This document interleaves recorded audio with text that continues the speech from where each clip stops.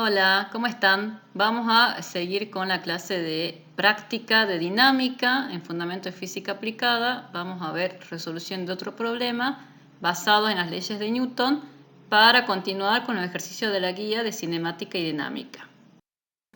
Para hacer un breve repaso de lo que es dinámica, vamos a decir que son las leyes de Newton las que vamos a estudiar. Las leyes de Newton, la primera nos dice que es el principio de inercia. Ustedes, la ley de Newton, tienen que conocer el fundamento de lo que significa el principio de inercia, que está en la clase teórica, y la fórmula, que en este caso la fórmula que define la primera ley de Newton es la sumatoria de todas las fuerzas igual a 0. Eso significa que cuando yo tengo un cuerpo en equilibrio de inercia, la suma de todas las fuerzas que actúan en él me tiene que dar 0. La segunda ley de Newton, el principio de masa, nos relaciona la fuerza con la masa y la aceleración. También tienen que conocer de esta segunda ley la definición de la segunda ley y sobre todo la fórmula, que es la que vamos a trabajar ahora en la práctica.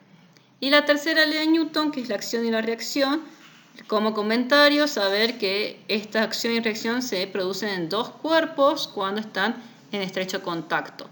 No vamos a hacer ejercicio de esta tercera ley, así que vamos a quedarnos con las de las primeras leyes de Newton. Para resolver este problema que está en la guía, el que nos dice un trineo de 100 newtons de peso descansa sobre una superficie horizontal y se requiere una fuerza horizontal de 10 newtons para que empiece a moverse. Luego de comenzar el movimiento, basta una fuerza de 5 newtons para que el trineo siga moviéndose con una velocidad constante. Encuentre el coeficiente de fricción en cinemática y el coeficiente de fricción en dinámica.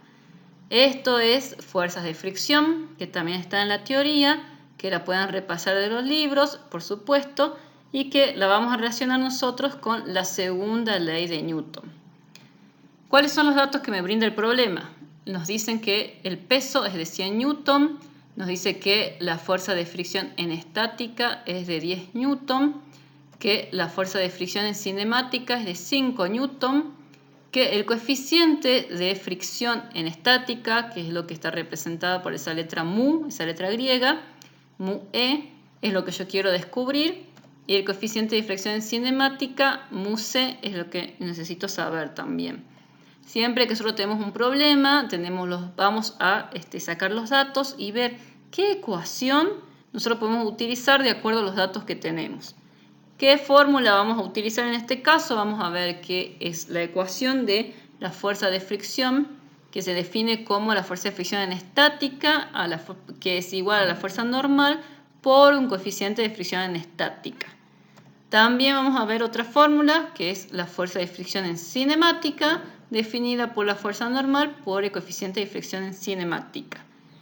Estas fórmulas, insisto, de la parte de fuerzas de fricción, tienen como fundamento a la fuerza normal, que ahora vamos a ver cómo se calcula. Siempre es interesante hacer un esquema primero de la situación y después un diagrama de cuerpo libre, que es lo que está representado acá, de la situación que vamos a corroborar y que vamos a resolver. En este diagrama vemos las fuerzas, la fuerza peso, que siempre es la que tiene dirección de sentido y negativa, la fuerza que la contrarresta la fuerza peso, que se llama fuerza normal, que tiene misma magnitud, distinto sentido de la fuerza peso. La fuerza que está moviéndolo, que es la fuerza horizontal, en una primera instancia de 10 newton.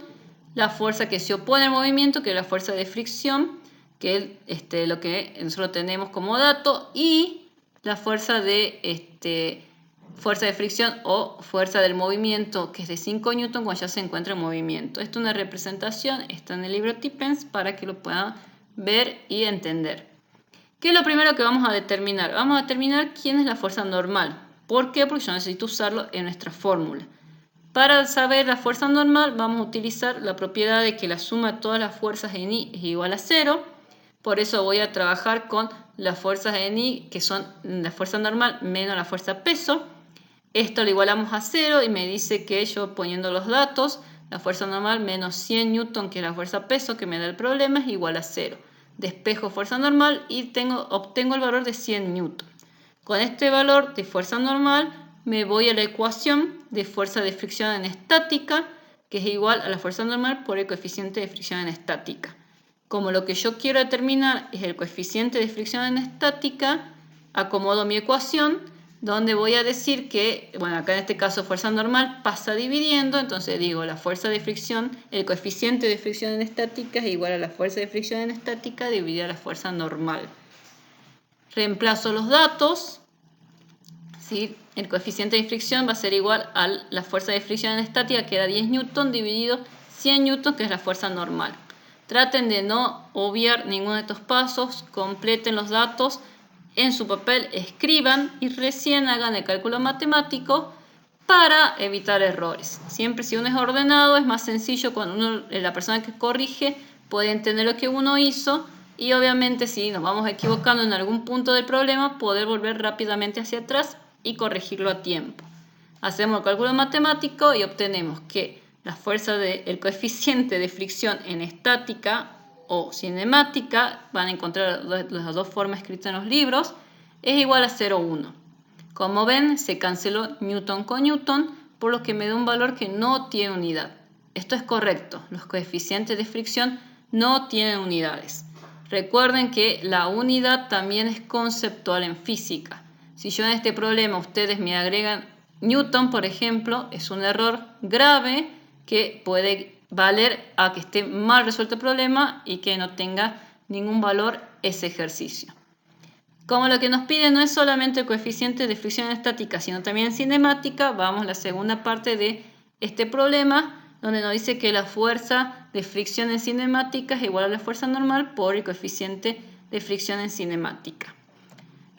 Primero manejo la ecuación porque yo lo que necesito saber es el coeficiente de fricción en cinemática, que es igual a mi fuerza de fricción en cinemática dividida a la normal.